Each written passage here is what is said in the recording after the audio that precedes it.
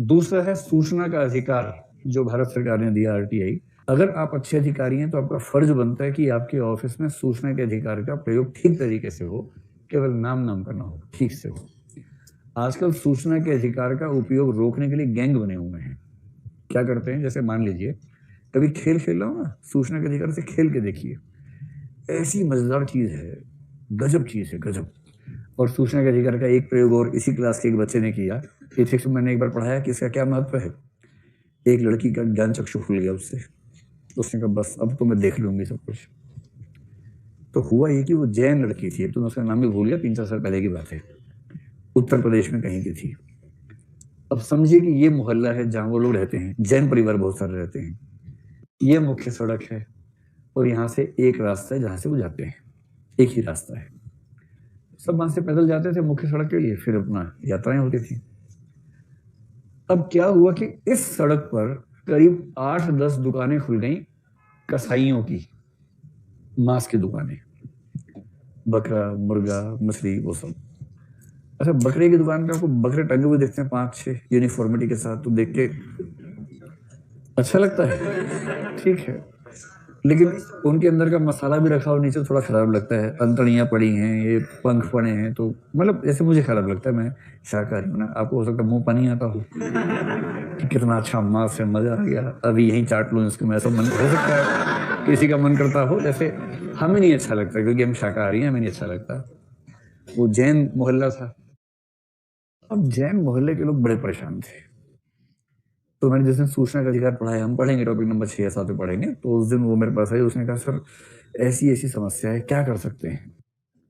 मैंने कहा कुछ नहीं, अधिकारी को लिखिए, 10 रुपए का पेमेंट कीजिए वहां पर, ऑनलाइन या ऑफलाइन, और लिखिए कि सूचना के अधिकार के तहत मैं निम्नलिखित सूचनाएं चाहती हूँ। मैंने कहा आपको डर तो नहीं लगे अपने नाम से करने में? कोई डरने की बात नहीं है, क्योंकि जीना मुश्किल है पूरे मोहल्ले का, किसी को आगे आना ही पड़ेगा, तो मुझे डर नहीं है, अपने नाम से लिखूंगी एप्लीकेशन। मैंने कहा बस फिर, नहीं तो किसी और के नाम से लिख दो। कई लोग ऐसा करते हैं, तो के नाम से लिख देते हैं, या ईमेल नंबर देते हैं, केवल ईमेल आईडी दिया तो उस पर जवाब आता है। वो साहस वाली लड़की थी, उसके मेरे नाम से लिखा। फिर पूछा सर किसको भेजना है? मैंने देखो कोई ना समझ में आए तो भेजो एसडीएम को, वो ना समझ में आए तो भेजो डीएम को, बात खत्म। उसकी जिम्मेदारी है उसके बाद, क्योंकि डीएम पूरे जिले का मुखिया है, तो डीएम की जिम्मेदारी होगी कि उसका ऑफिस सही ऑफिस को भेजे, 3 दिन के अंदर भेजना पड़ेगा। तो उसने सीधे डीएम को लिखा, माननीय जिलाधीश महोदय, सूचना के अधिकार के अंतर्गत कृपया निम्नलिखित सूचनाएं प्रदान करने का कष्ट करें। मैंने कहा खुद को कलेक्टर समझ के ही लिखना है, बहुत सविनय निवेदन है, प्रणाम है, आपको ये सब नहीं करना है, अधिकार से लिखना है। निम्नलिखित सूचनाएं प्रदान करने का कष्ट करें। नंबर 1, इस सड़क पर कसाईयों की कुल कितनी दुकानें हैं? मैंने कहा बताना मत कुछ, केवल पूछना उनसे। नंबर 2, क्या ऐसी दुकानों के लिए किसी लाइसेंस की आवश्यकता होती है या नहीं? नंबर 3, यदि होती है तो जिन जिन दुकानों को लाइसेंस दिए गए कृपया उन सबके लाइसेंस की फोटोकॉपी संलग्न करें, और मैं उसके लिए फोटोकॉपी की कीमत अदा कर रही हूं। उसमें अदा करना पड़ता है, 2 रुपए पर पेज होता है, वो पे करना पड़ता है उसके लिए। नंबर 4, यदि अनुमति नहीं दी गई है तो कृपया जांच करवाएं कि क्या कुछ दुकानें अवैध रूप से चल रही हैं, और यदि हाँ तो जो जांच आप करवाएंगे उसकी रिपोर्ट की प्रतिलिपि मुझे भिजवाएं। आपकी आज्ञाकारी कर खरगर। और ये आगे करने लिखा, मतलब साथ में 10 रुपए का वो जो पोस्टल ऑर्डर है वो लगाया, भेज दिया कलेक्टर के ऑफिस में, इतना ही किया। फिर 5-6 दिन बाद एसडीएम का फोन आया उसके पास, फोन नंबर था उस पर। उस एसडीएम से पहले वो मिल चुकी थी एक बार कि सर ऐसे दिक्कत है, उसे भगा दिया था कि चलो चलो चलो, तुम्हें नहीं खाना ना खाओ, जो खा रहे खाना दो उसको। अब उस एसडीएम ने फिर से फोन किया, बहुत मोहब्बत से बात की उससे कि अरे बेटा आप उस दिन आए थे, हाँ बेटा मैं ध्यान, आओ बेटा किस दिन ऑफिस में बात करते हैं बेटा। तो उसने कहा ठीक है सर, मैं कल आ जाती हूँ। फिर नेक्स्ट डे गई ऑफिस में, पूरा ऑफिस स्वागत करने के लिए बाहर खड़ा हुआ था, आइए आइए आइए, अब सब आप सर आपका वेट ही कर रहे हैं, आइए प्लीज आइए, आप आइए। फिर सर कह रहे हैं कि अरे बेटा हमें तो पता ही नहीं था, हमने तो कल जांच की, 8-10 दुकान चल रही है वहां, तो हमें तो पता ही नहीं था। ऐसी दुकान चल सकती है किसी जिले में जो एसडीएम को ना पता हो, या पता भी और पत्ता भी आया था वहां से? सीरियसली बात है। और एसडीएम ने कहा कि बेटा क्या लोगे, चाय कॉफी क्या लोगे? तो उसको भी अच्छा लगा, बोली कॉफी मंगवा दीजिए, कोई बात नहीं। पी लेते, जब मिल रही है फ्री में कॉफी तो क्यों नहीं पियेंगे भाई, एसडीएम पिला रहे तो क्यों नहीं पियेंगे, पीनी चाहिए। फिर कि डीएम साहब का फोन आया था, मैं डीएम साहब से मिलने गया, बड़े नाराज हो रहे थे कि ये क्या हो रहा है इलाके में, इतना भी ध्यान नहीं रखते। तो बेटा आपसे एक निवेदन है, चिट्ठी वापस ले लो। तो इसको मैंने पहले कहा था, दो चिट्ठी वापस लेने का दबाव आता है बहुत ज्यादा, वापस मत लेना वरना मामला खराब हो जाएगा।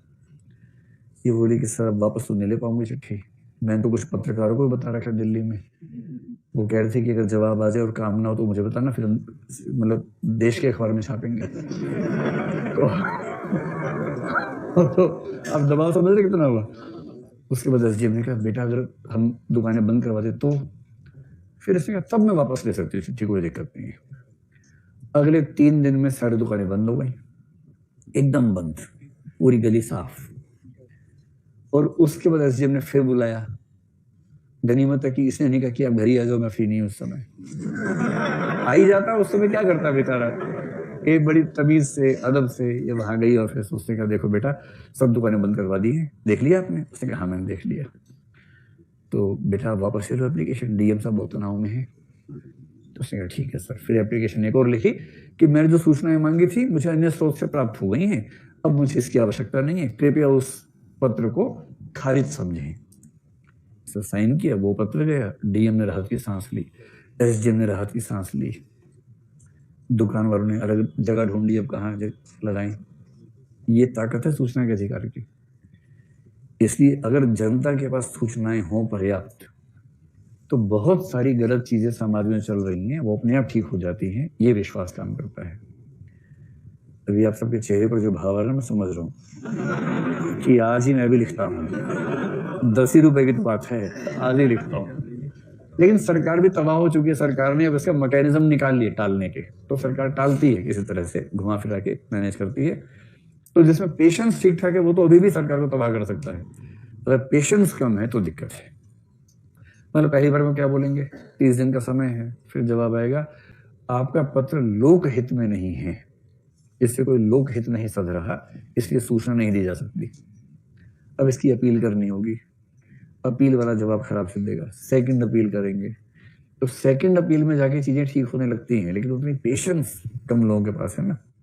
और जिनके पास ज्यादा है उनमें से कुछ की हत्या हो गई, क्योंकि वो सरकार के जो गैंग चल रहे हैं ठेकेदारों के, उन पर खतरा आता है। तो मैंने पहले कहा इंटीग्रिटी ज्यादा है तो खतरा है, थोड़ी दिक्कत आती है।